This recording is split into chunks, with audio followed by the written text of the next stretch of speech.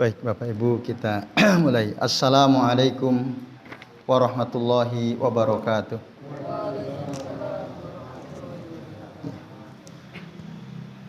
Alhamdulillah.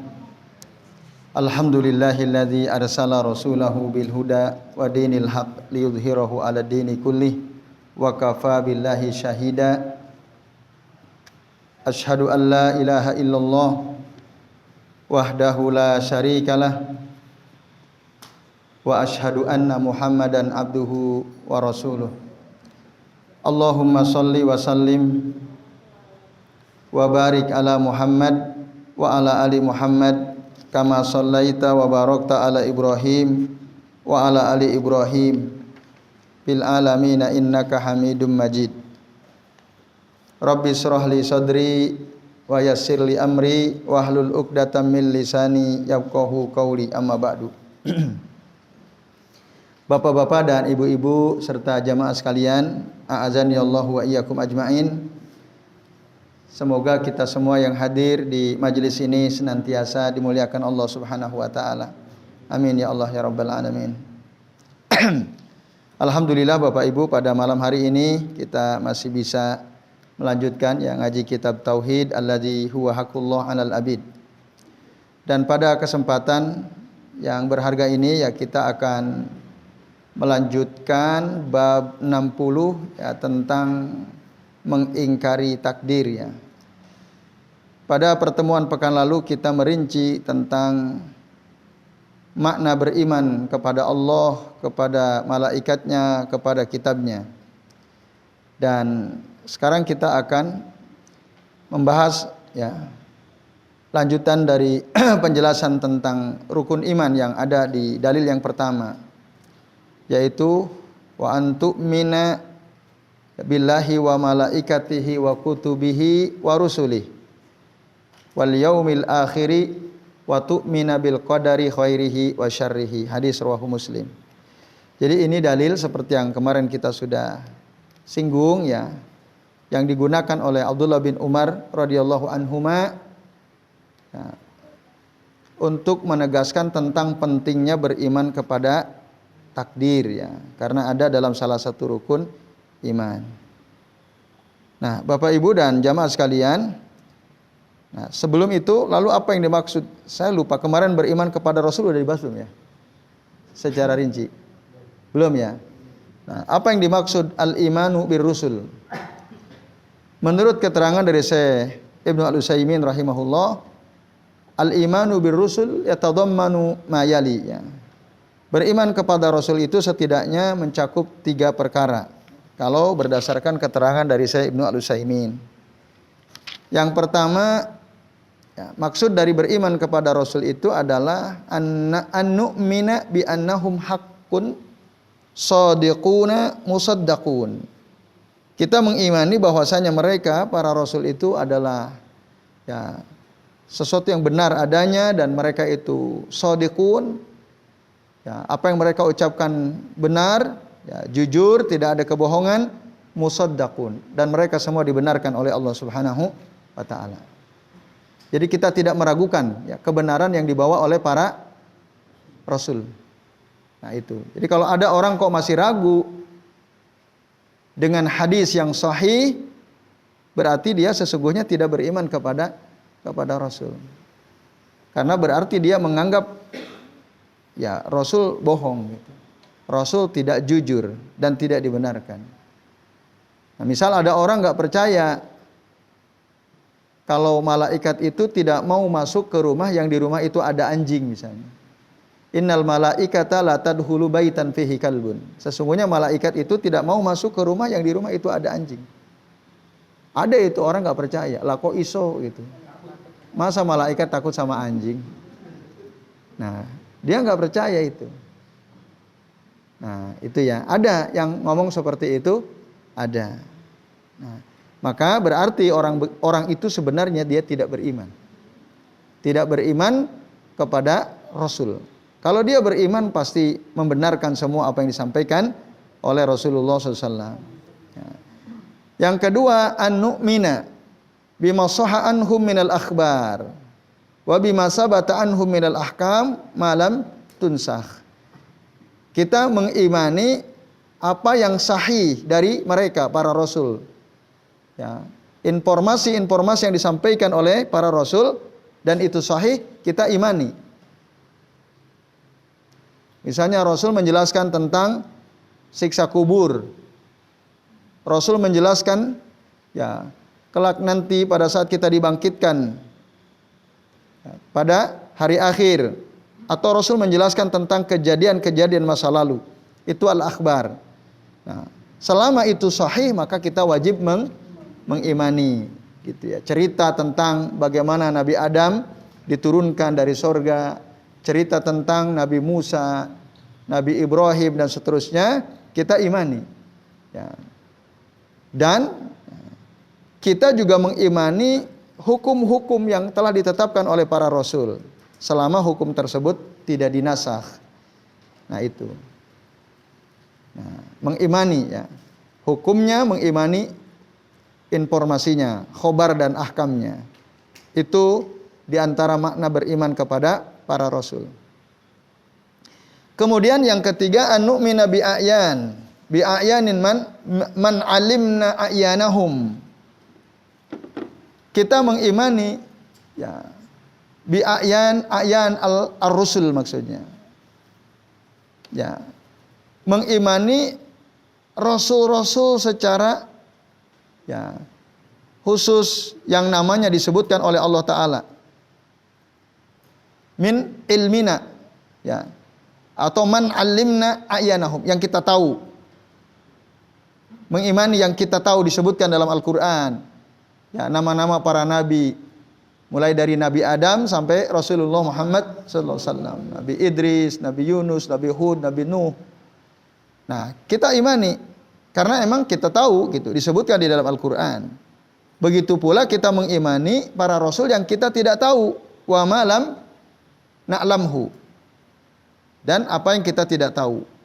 Nah, panu'minu bihim ala sabilil ijmal, maka kita mengimani mereka secara global gitu ya. Wa na'lamu annahuma min ummatin illa khala fiha nadhir, dan kita mengimani, kita mengetahui bahwa tidak ada satupun umat kecuali pasti telah ada pemberi peringatan kepada mereka.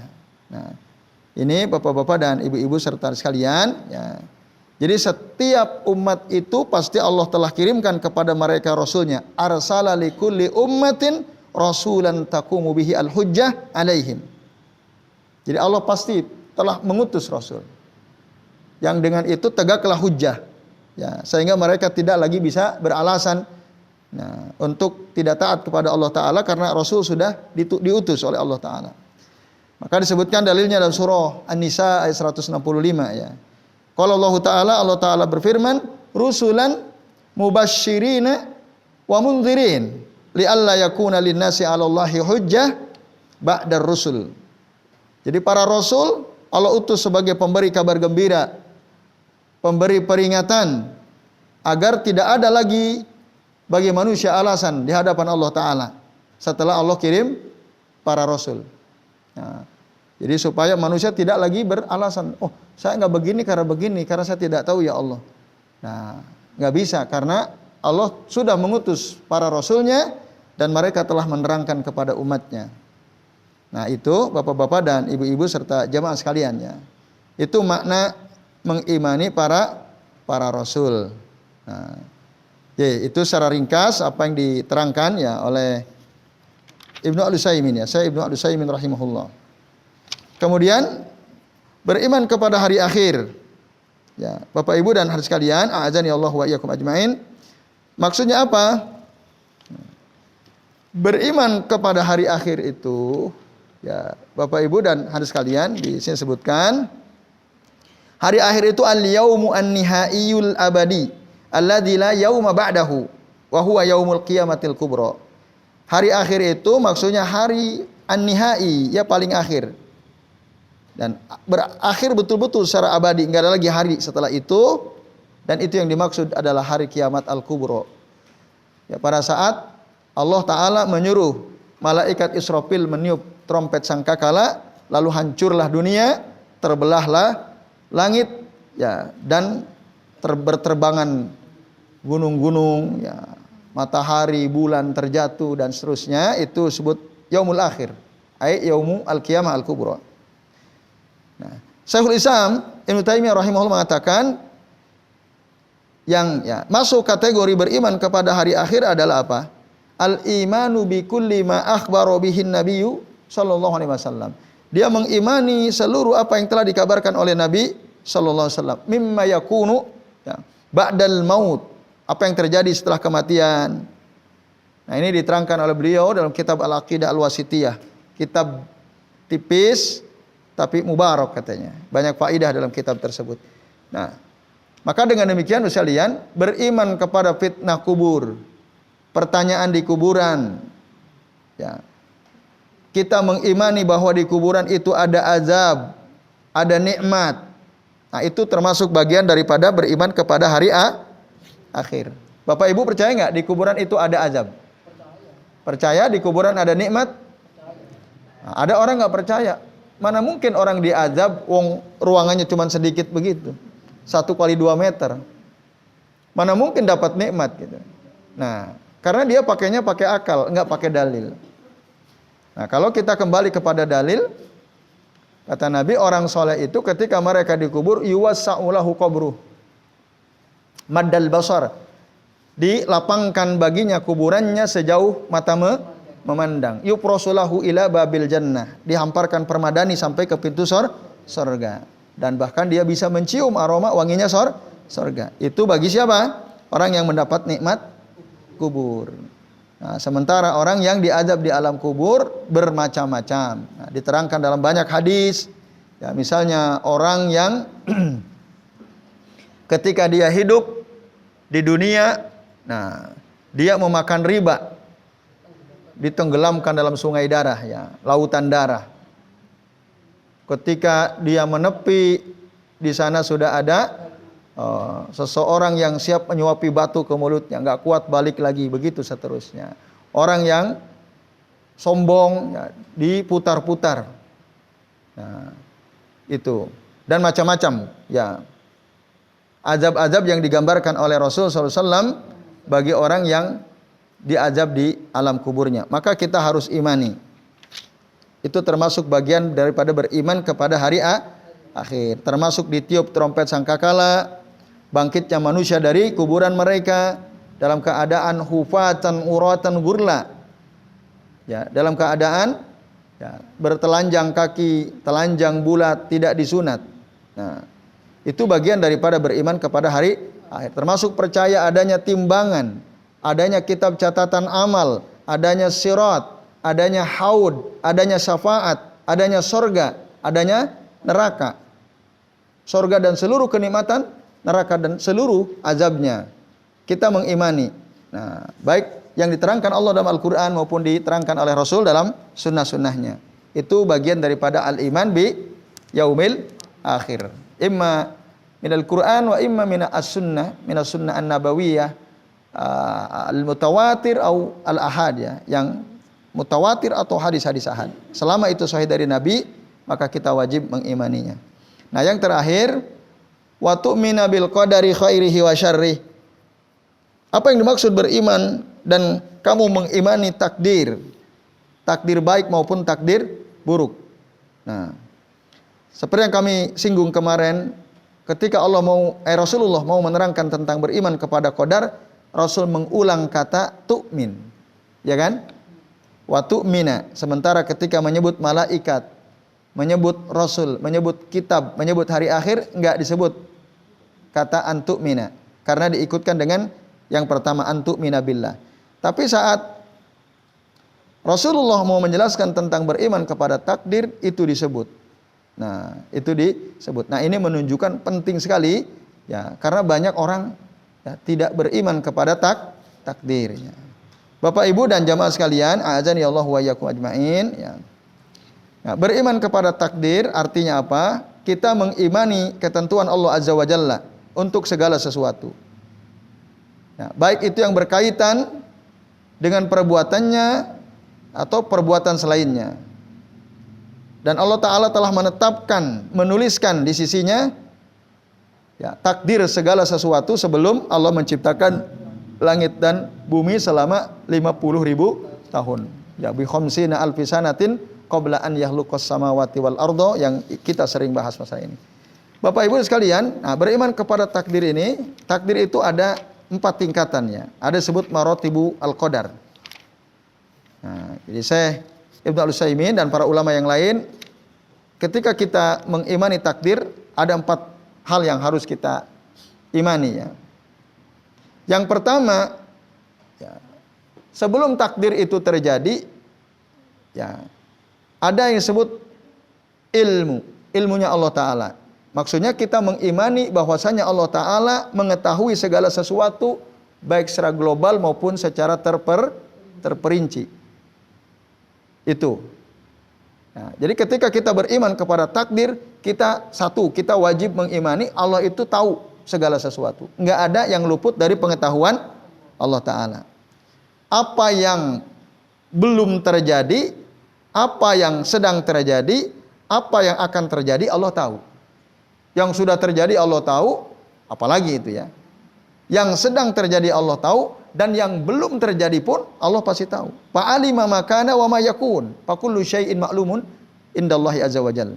Ma'lumun lillahi ta'ala, ya. Itu bos sekalian. Jadi Allah tahu semua. Nah, karena apa? Karena di sisi Allah lah kunci-kunci kegaiban, tidak ada yang tahu kecuali Allah. Seperti yang diterangkan di dalam surah Al-An'am ayat 59. Wa indahu mafatihul ghaib la ya'lamuha illa huwa. Di sisi Allah lah kunci-kunci hal yang gaib, ya. Tidak ada yang tahu kecuali Allah, kecuali Dia Allah. Wa ya'lamu ma fil barri wal bahri wa ma tasqutu min waraqah illa ya'lamuha wala habbatin fi dhulumatil ardh, ya, wala ratbin wala yabisin illa fi kitabim mubin. Jadi Allah tahu apa yang ada di daratan, yang ada di lautan. Allah tahu, ya, daun yang terjatuh. Allah tahu setiap daun yang jatuh, Allah tahu. Kalau kita tahu enggak? Enggak tahu. Ya, daun di depan rumah kita aja lah pohonnya itu. Kita nggak tahu satu hari daun jatuhnya berapa. Kita nggak tahu, Allah tahu. Nah, itu. Dan nah, tidak ada satupun, ya, kecuali Allah pasti tahu. Termasuk biji dalam kegelapan bumi, baik yang kering maupun yang basah, Allah tahu. Dan itu semua sudah ada dalam fi kitabim mubin, di Lauhil Mahfuz. Nah, ini Bapak Ibu dan harus sekalian, a'azanillahu wa iyyakum ajmain. Dalam ayat yang lain surah Al-Hajj ayat 70, Allah Ta'ala berfirman, alam, nah, ta'lam, tidaklah kamu tahu annallaha ya'lamu ma fis samawati wal ardh, bahwasanya Allah mengetahui apa yang ada di langit dan di bumi. Inna dzalika fi kitabin, sesungguhnya semua itu sudah ada di dalam kitab Lauhil Mahfuz. Inna dzalika 'alallahi yasir, sesungguhnya hal tersebut gampang, mudah bagi Allah Ta'ala. Nah, ini itu yang pertama. Lalu yang kedua, yang dimaksud beriman kepada takdir, tingkatan kedua, satu tadi ilmu, yang kedua, nah, adalah al-kitabah. Dicatat, semua tertulis. Kita harus mengimani bahwa semua apa yang terjadi, yang sudah terjadi, yang sedang terjadi, dan yang akan terjadi, itu sudah tertulis. Illa fi kitabin min qabli an nabra'aha, kan itu. Kecuali semua sudah tercatat di dalam kitab Lauhil Mahfuz sebelum Allah wujudkan, nah, apa yang menimpa kita atau menimpa alam raya ini. Dan dalil dari surah Al-Hajj ayat 7 tadi itu juga sebagai dasar bahwa semua takdir itu telah tercatat. Ya, inna dzalika fi kitabin, inna dzalika 'alallahi yasir. Itu satu. Kita harus mengimani itu. Allah tahu, semua Allah sudah catat. Yang baik, yang buruk. Gitu. Apa yang Bapak Ibu kita rasakan, sudah kita lewati, itu semua sudah tercatat di dalam kitabnya Allah Ta'ala. Dalam kitab Lauhil Mahfuz maksudnya. Bahkan yang akan terjadi pun itu sudah tercatat. Nah, ini sekalian, azan ya Allahu wa iyyakum. Ya gampangannya lah, besok kita itu mau kebagian daging berapa kilo itu udah ada catatannya. Udah ada catatannya di Lauhil mahfud. Maka kalau kok yang lain dapat 4 kilo, kok saya cuma 2 kilo, ya itu sudah tercatat ya. Nah, ini Bapak Ibu dan jamaah sekalian, azan ya Allah wa iyyakum. Yang ketiga, ketika kita beriman kepada takdir, kita harus mengimani ya adanya kehendak Allah Ta'ala atau al-masyiah. Nah, tidak ada sesuatu yang terjadi di atas alam raya ini pada siapapun kecuali itu ya, terjadi karena kehendak Allah Ta'ala. Bi iradatillahi ta'ala wa masyiatihi. Ya, karena keinginan dan kehendak Allah Ta'ala. Nah, ini Bapak Ibu dan jamaah sekalian, a'azani Allahu wa iyyakum ajmain. Maka dalam Al-Quran misalnya, kalau Allah menghendaki ya dalam surah Yasin ayat 82 Allah mengatakan innama amruhu idza arada syai'an an yaqula lahu kun fayakun. Nah, sesungguhnya urusan Allah itu apabila Allah menginginkan sesuatu ya lalu Allah mengatakan an yaqula lahu kun, jadi maka jadilah. Itu. Kemudian dalam surah Al-An'am ayat 112 Allah mengatakan walau syaa rabbuka ma fa'aluhu. Seandainya Allah menghendaki maka mereka tidak akan melakukan itu. Ma fa'aluhu. Jadi apa yang terjadi dilakukan oleh siapapun itu semua yang terjadi dikehendaki oleh Allah Ta'ala. Nah ini Ibu sekalian, juga dalam surah Al-Baqarah ayat 253 ya. Walau sya'allahu maktatalal ladzina mim ba'dihim. Andai kata Allah itu jika Allah menghendaki, maka tentu saja mereka yang datang ya setelah mereka, orang-orang yang datang setelah mereka tidak akan saling membunuh ya. Maktatalal ladzina mim ba'dihim. Nah, itu ada kata walau sya'allah ya. Tadi idza aradallahu syai'an. Nah, ini menunjukkan ketiga ayat ini bahwa Allah itu punya keinginan, Allah itu punya masyiah. Jadi terjadi atau tidaknya semua atas kehendak Allah Ta'ala. Dan yang terakhir ya bahwa ketika kita beriman kepada takdir berarti kita mengimani ya takdir itu adalah ya sesuatu yang diciptakan oleh Allah. Ya. Takdir itu sesuatu selain yang dikehendaki juga diadakan, diciptakan oleh Allah Ta'ala. Al-Khalaq gitu ya. Fama min syai'in fis samawati wal ardi illa Allahu khaliquh. Tidak ada apapun yang ada di langit dan di bumi kecuali Allah lah yang telah menciptakannya. Wa maliku wa mudabbiruh wa dzu sultani. Kecuali Allah yang menciptakan, Allah yang menguasai, Allah yang mengurusi. Nah, dan ya wa dzu sultanihi, Allah yang menguasainya. Dalam Al-Qur'an surah Az-Zumar ayat 62 Allah Ta'ala mengatakan Allahu khaliqu kulli syai'. Allah itulah yang menciptakan segala sesuatu. Nah, ini Bapak Ibu dan jamaah sekalian ya. Jadi begitulah maratibu al-qadar ya, urutan takdir. Kita mengimani takdir itu dengan urutan tadi. Satu, Allah tahu. Yang kedua, Allah catat. Yang ketiga, Allah kehendaki. Yang keempat, Allah ciptakan. Allah ciptakan. Seandainya Allah sudah catat, Allah tahu, Allah catat. Mungkin enggak Allah tidak menghendaki? Sebenarnya udah Allah catat. Tapi Allah tidak menghendaki, mungkin atau tidak? Mungkin. Maka kehendak Allah itu harus diimani ya. Lah kok bisa? Karena ada ayat yang menunjukkan itu. Apa gimana ayatnya? Nah, yamhullahu ma yasha'u wa yuthbit wa indahu umul kitab. Allah itu bisa saja menghapus. Yamhullahu ma yasha', apa yang Allah kehendaki. Nah, ini masyiah kan. Wa yuthbit, atau Allah tetapkan. Wa indahu umul kitab. Karena di sisi Allah umul kitab atau lauhul mahfuz. Udah ditetapkan. Mas Fajar udah ditetapkan oleh Allah bagaimana takdirnya. Misalnya usia antum berapa sekarang? 36. Nah, ditetapkan meninggalnya 36,5. Kan nggak ada yang tahu kita. Ya. Itu. Kan nggak ada yang tahu takdir kita kan? Kita meninggal kapan. Nah, tapi karena Mas Fajar ini sering berdoa, ya Sering berdoa supaya dipanjangkan usianya dalam taat kepada Allah. Sering silaturahim, gitu ya. Nah, sering sodako dan seterusnya. Akhirnya Allah sudah tetapkan Mas Fajar harusnya meninggal pada usia 36,5 itu. Nah, bisa saja Allah mengatakan kepada malaikat ya, supaya menghapus itu hapus. Jangan 36, tapi 63 misalnya ya.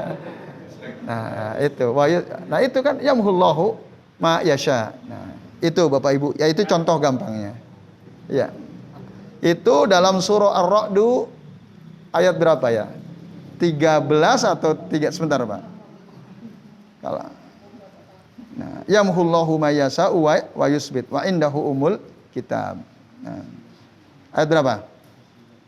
39. Nah, dalam surah Ar-Ra'd ayat 39. Ya, betul.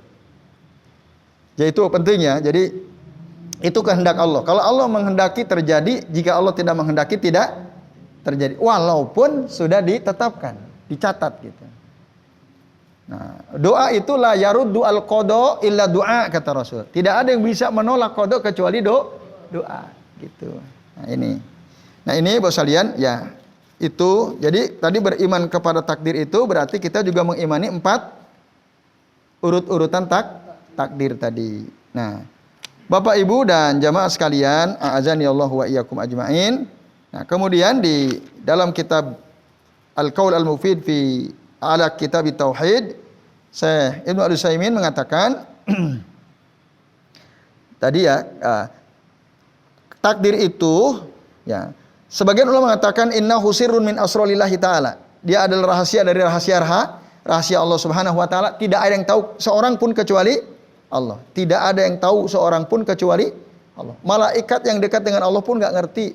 Para nabi dan rasul pun tidak ngerti kecuali yang diwahyukan oleh Allah kepada mereka ya. Yang tidak maka tidak mungkin tahu. Siapapun enggak tahu, bahkan nabi pun enggak tahu. Wa ma tadri nafsun madza taksibu godan. Tidak ada satupun jiwa yang tahu apa yang akan dia lakukan besok. Tidak ada yang tahu ya. Nah, itu Bapak Ibu dan sekalian, azan ya Allah wa iyyakum ajmain. Nah, jadi kalau ada orang misalnya dia pelaku maksiat, kenapa kamu berbuat maksiat terus? Wah, ini kan takdir saya. Nah, ini enggak boleh tuh. Hadza muqaddarun alayya. Ini kan udah takdir saya bermaksiat seperti ini. Lah emang ente tahu? Gitu, takdir ente seperti itu terus. Nah, kenapa misalnya kamu tidak melakukan sesuatu yang lebih baik? Ya. Kebaikan, berhenti dari kemaksiatan, melakukan amal soleh, nah, sehingga ya, ta'malu bi amali ahli sa'adah. Karena kan kita nggak ngerti gitu, apa yang akan terjadi pada diri kita. Ya, berarti kalau saya kan ditakdirkan maksiat terus, ya sudahlah. Berarti dia seakan-akan tahu bahwa memang ke depan dia akan maksiat terus kan gitu. Ya atau tidak? Nah, kalau kamu yang nggak tahu, takdir itu kan sesuatu yang kita nggak ngerti. Udah lakukan aja yang terbaik, ya, yang bisa membuat kita bahagia. Nah, ini karena kita nggak tahu bagaimana takdir kita kecuali itu sudah terjadi. Maka takdir itu sebagai ulama mengatakan sesuatu yang sudah terjadi itu takdir. Kalau belum terjadi namanya itu antum ya. Rencana, betul.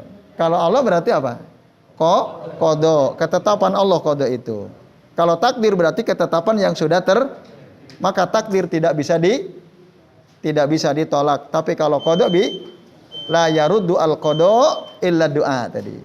Tidak ada yang bisa menolak qada kecuali doa. Itu qada bisa. Nah, makanya kita diajarkan juga doa oleh Nabi supaya kita ini tidak punya qada yang buruk. Ya atau tidak? Gimana doanya? Supaya ketetapan Allah tentang kita ini enggak buruk. Itu ada doanya. Di mana doanya Mas Fajar? Itu. Allahumma inni a'udzubika min jahdil bala wa darokis syaqa wa su'il qada wa syamatatil a'da. Itu ada wa su'il qada. Ya Allah, ya.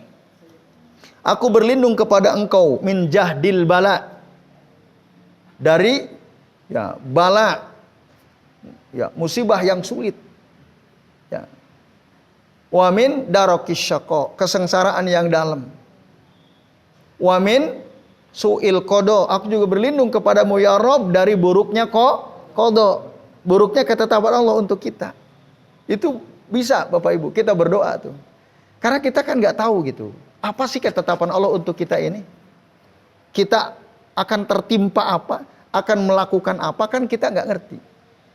Maka mintalah perlindungan kepada Allah dari qada yang buruk. Nah, yang keempat wasyamatatil a'da, dan dari kebahagiaanmu musuh. Kalau musuh kita bahagia berarti kita pasti tertimpa sesuatu yang tidak menyenangkan. Musuh pasti ketawa, senang kan.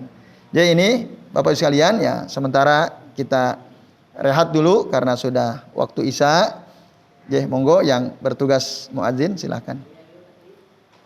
Alhamdulillah Bapak Ibu, kita sudah tiba di waktu Isya ya. Ada sedikit waktu sampai iqamah ya. Saya sampaikan sedikit tambahan penjelasan terkait dengan iman terhadap takdir tadi ya.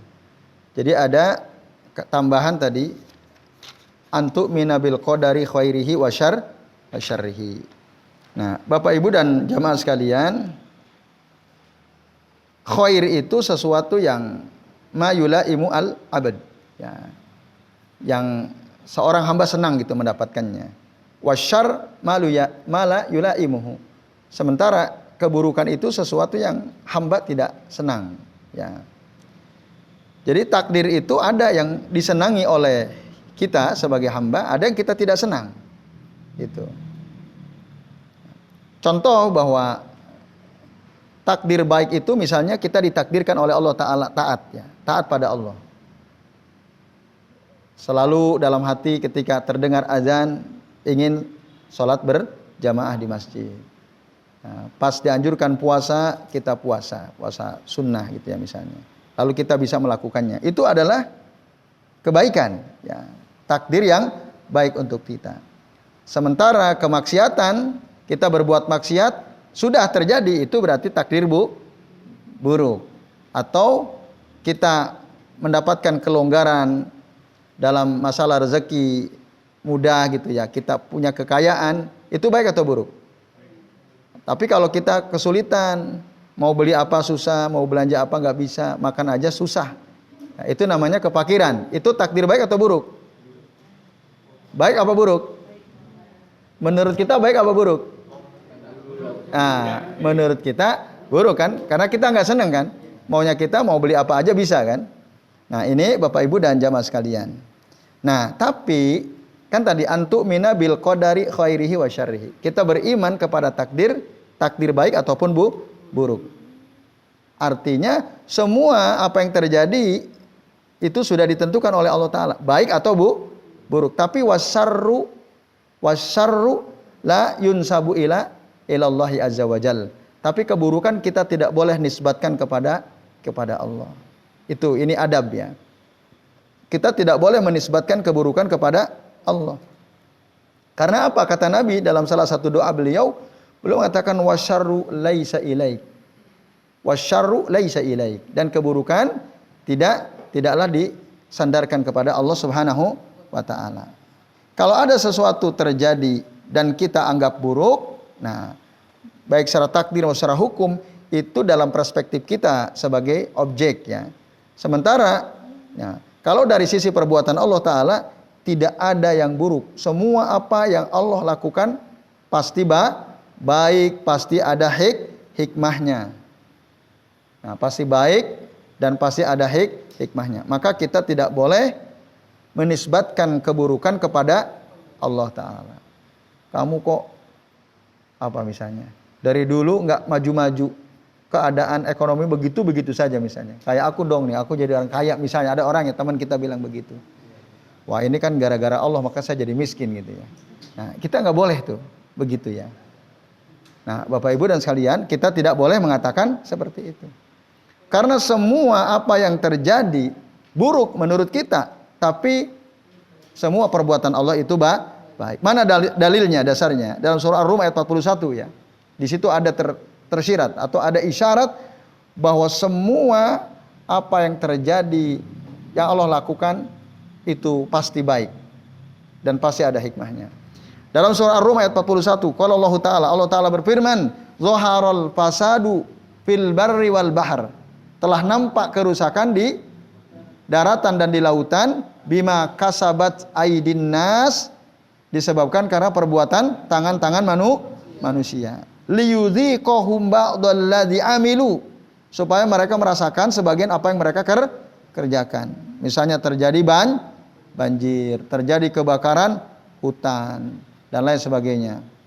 Nah, itu karena ulah perbuatan manusia, supaya kita merasakan akibat dari perbuatan kita itu. Nah, kan itu semua dikehendaki Allah atau tidak? Iya. Nah, tapi tujuannya apa? La'allahum yarji'un, supaya mereka kembali kepada Allah. Gitu. Bertaubat, ya Allah, jadi kami ini ternyata serakah, terlalu mengeksploitasi alam ini, sehingga akhirnya sering terjadi banjir, sering terjadi musibah macam-macam lah. Nah, ini agar kita itu kembali kepada Allah Subhanahu wa taala. Nah, Bapak Ibu, ketika kita taubat sama Allah itu baik atau tidak? Baik. Ada musibah lalu kita taubat, itu baik. Gempa terjadi tahun 2006 atau 2007 di Jogja. 6 kan? Nah, itu Allah ingatkan. Kan akhirnya orang sadar, takut sama Allah. Ya. Akhirnya dekat dengan masjid. Ya. Takut, walaupun udah setahun kemudian balik lagi gitu ya. Nanti tunggu saja akan diperingati lagi. Nah, itu. Maka walanudhiqannahum dalam surah apa? Surah As-Sajdah ya. Walanudhiqannahum minal adzabil adna dunal adzabil akbar la'allahum yarji'un. Kami pasti akan rasakan kepada mereka azab yang adna. Adna itu azab yang kecil. Dunal azabil akbar, bukan azab yang besar. Supaya apa? La'allahum yarji'un, sama, supaya mereka kembali pada Allah. Kita ditimpa azab. Ya, di dunia ini masih kecil. Masih kecil. Agar kita ingat gitu. Maka setiap kali ada musibah, itu sesungguhnya peringatan dari Allah Ta'ala supaya kita kembali kepada Allah. Nah, saat kita kembali, itu kebaikan. Mungkin rumah kita hancur waktu gempa. Ya kan? Atau mungkin ada orang, dia hidupnya berpoya-poya. Duit nyarinya gampangnya luar biasa. Bahkan tiap pekan, dia bisa nginep di hotel bintang 5 sama sekeluarga. Karena usahanya lancar. Akhirnya dijatuhkan oleh Allah. Usaha rentalnya hancur. Usaha bisnis yang lain hancur.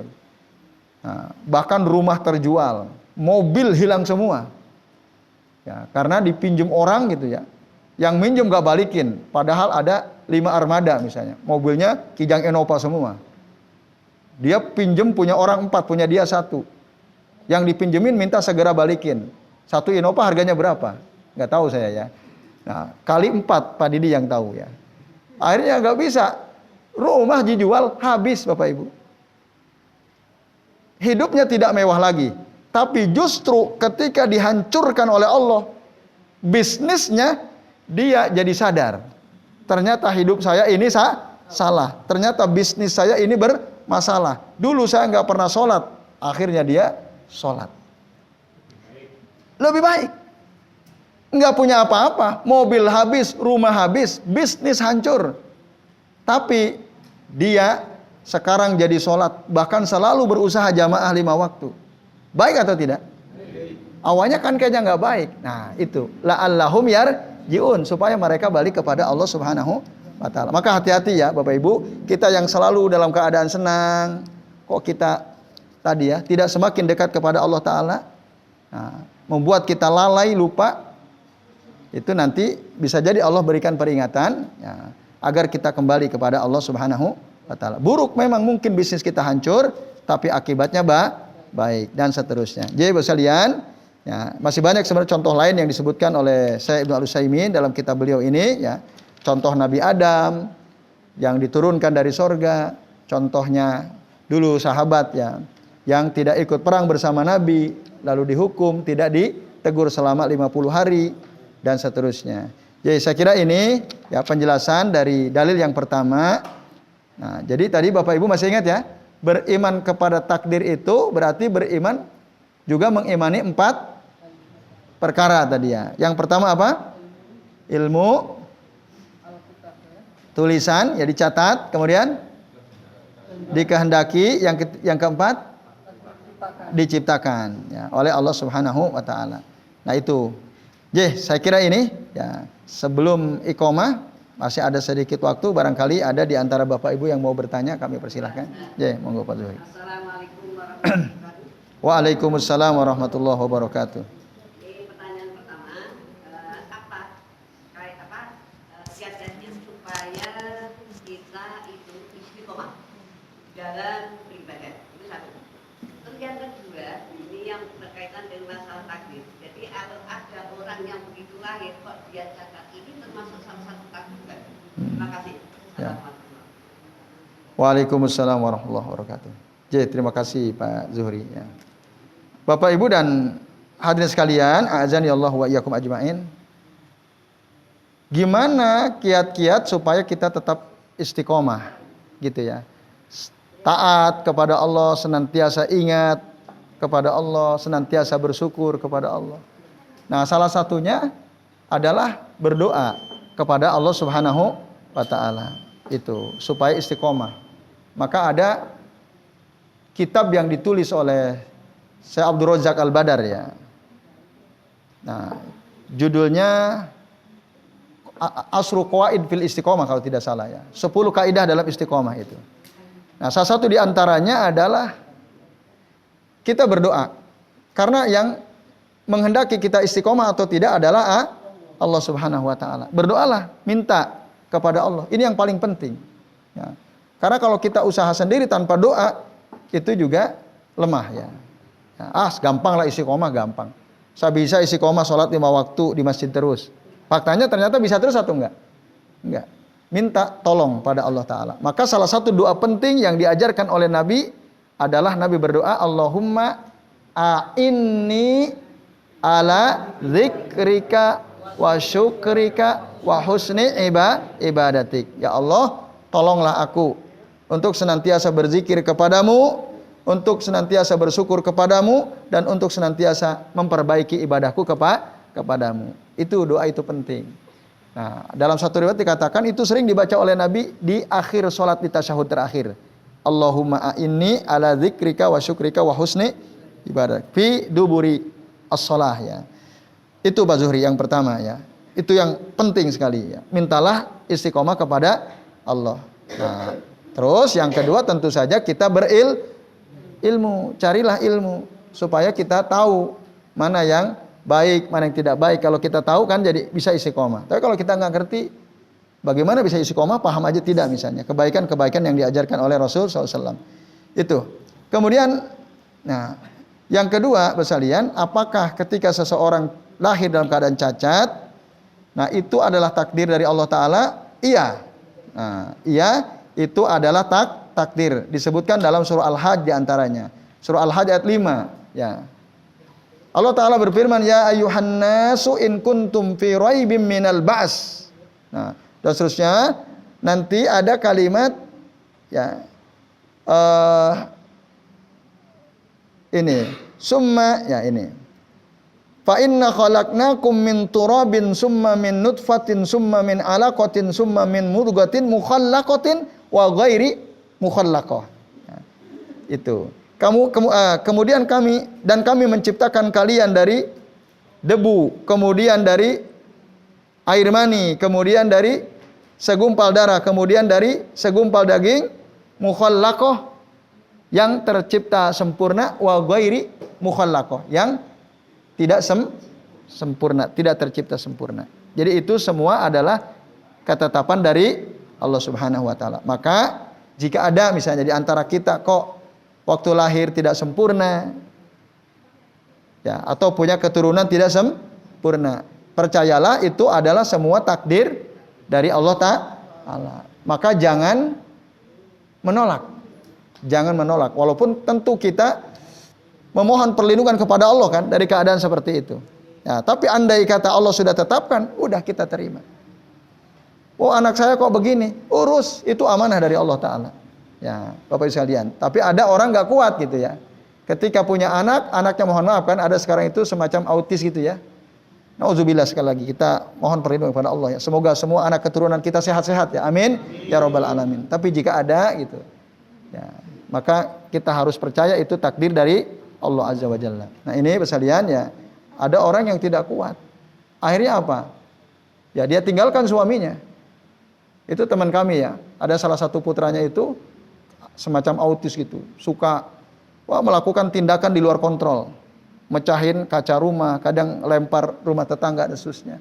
Istrinya itu nggak kuat, akhirnya dia udah tinggalkan, bercerai karena nggak tahan dengan ujian dari Allah Subhanahu wa Ta'ala. Dan kita pun nggak tahu ya kita tahan atau tidak. Tapi yang jelas satu, bahwa percayalah itu semua adalah takdir ya, harus diimani ya. Tapi sekali lagi kami berdoa semoga Bapak Ibu kita semua yang hadir di sini ya oleh Allah Ta'ala dipelihara dari segala macam kekurangan ya, dan dari segala macam kecacatan anak keturunan kita. Semoga selamat ya dunia wal akhirah. Amin ya rabbal alamin. Ya itu Pak Juhri. Wallahu a'lam bishawab.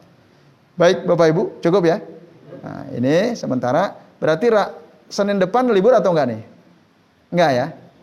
Enggak Pak Agus ya, karena udah lebarannya udah selesai ya. Hari tasriknya udah selesai. Nah, hari tasrik kan berarti Kamis, Jumat, Sabtu ya. Paling nyate nanti insya Allah. Di rumah masing-masing ya.